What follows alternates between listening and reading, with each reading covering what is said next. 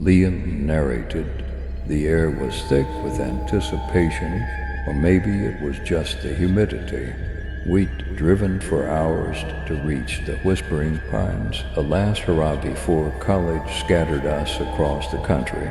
Maura was headed to her ISD, Goody to Arnie to Mitt, and me. Well, I was still figuring things out. The campground was eerily deserted. An unsettling silence hung in the air, broken only by the rustling of leaves that sounded suspiciously like whispers. An old ranger, his face a road map of wrinkles, met us at the entrance. He eyed us with suspicion. "Stay on the marked trails," he rasped, his voice like dry leaves skittering across pavement. "And whatever you do, stay out of the old-growth forest. It's unsettled there." His words sent a shiver down my spine, but I chalked it up to his eccentric nature. As we set up camp, I noticed strange symbols carved into the trees, intricate and unsettling. They looked ancient, like something out of a forgotten language. I pointed them out to the others, but Noah, ever the pragmatist, dismissed them as graffiti. Still, a sense of unease settled over me. Chloe, the most intuitive of our group, suddenly went quiet.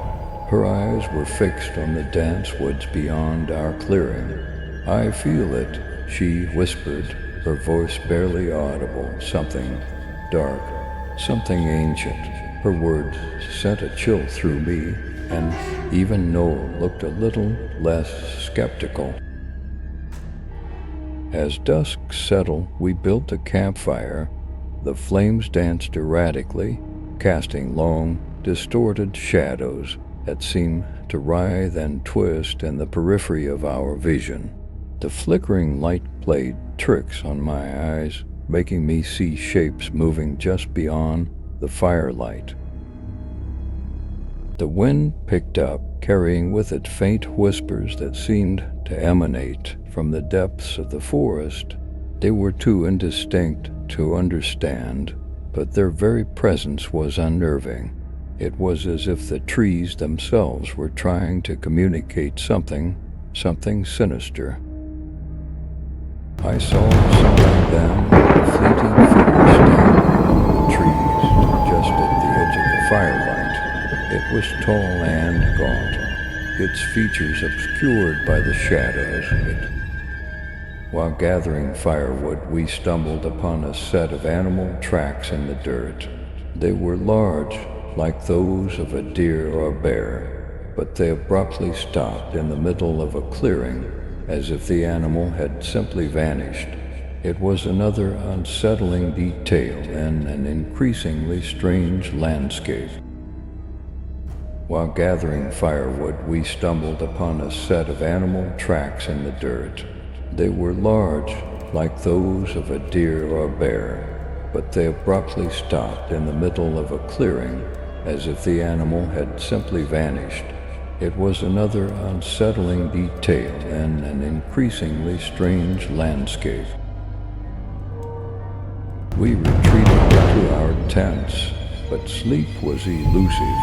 The whispering sounds persisted, weaving their way into my dreams, filling them with a sense of dread. I lay awake, listening to the rustling leaves, convinced that something was out there watching us from the darkness.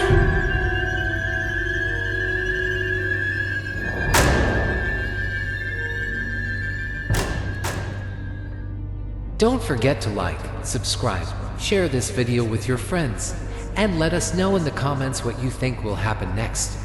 Click the notification bell so you don't miss episode 2 of the Whispering Pines.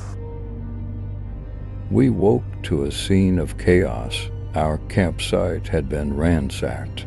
Tent flaps were ripped open, and our gear was strewn across the ground. It was as if something had been searching for something or someone. The unsettling feeling from the night before had intensified tenfold. Despite the ranger's warning, the urge to explore the source of our haunties was too strong to resist. We ventured into the old-growth forest, the air growing colder and the silence deepening with every step. The towering trees seemed to loom over us, their branches intertwined like skeletal fingers. Deep within the forest, we found it, a colossal tree, its trunk thicker than any I'd ever seen, stood in a small clearing. It was covered in the same strange symbols we'd seen at our campsite, but these were more elaborate, more disturbing. They seemed to pulse with a faint, unnatural red light. Chloe, drawn to the tree like a moth to a flame, reached out and touched the rough bark. The effect was instantaneous and terrifying. She recoiled, her eyes wide with horror. I saw them, she gasped, her voice trembling. Rituals, sacrifices, blood. Fragmented images of ancient ceremonies flashed through her mind, images of pain and terror. Following a narrow trail leading away from the marked tree, we stumbled upon a hidden clearing. In the center stood a stone altar, covered in moss and something else, a dark, sticky residue that looked suspiciously like dried blood. The air in the clearing felt heavy, charged with a palpable sense of evil. A thick, unnatural fog rolled in with alarming speed, enveloping the clearing and the surrounding woods. Visibility dropped to near zero, disorienting us and making it impossible to see more than a few feet ahead. The whispers seemed to grow louder, closer. We became separated in the dense fog, each of us struggling to find our way back to the others. Panic began to set in. We called out each other's names, but our voices were swallowed by the fog and the whispering wind. I saw it again, the shadowy figure from the night before. It was closer this time, its form clearer in the fog. I could see its eyes now, glowing with an eerie, malevolent light. It raised a skeletal hand towards me, and I stumbled back in terror. Maya, completely lost in the fog, heard whispers calling her name. They were soft, seductive whispers, promising power and knowledge, but they were laced with a chilling undertone that sent shivers down her spine. She knew instinctively that she was being hunted. We eventually found each other again, shaken and terrified. We knew we had to get out of the old-growth forest, get back to the safety of our campsite. But the fog was relentless, and the whispers were growing louder, closer. We had awakened something ancient, something evil, and it was now hunting us. Don't forget to like, subscribe, share this video with your friends, and let us know in the comments what you think will happen next. Click the notification bell so you don't miss episode 3 of the Whispering Pines.